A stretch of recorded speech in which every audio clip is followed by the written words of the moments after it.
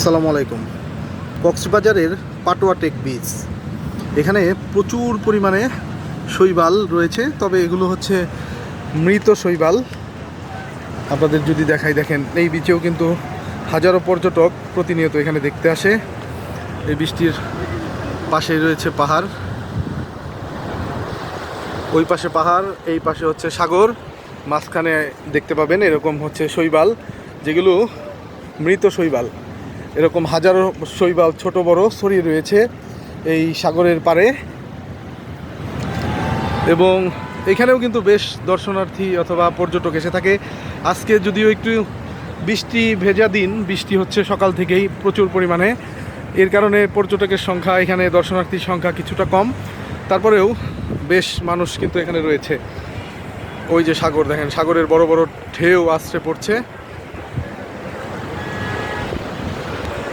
আর এই বৃষ্টির ওই পাশে রয়েছে বিশাল পাহাড়।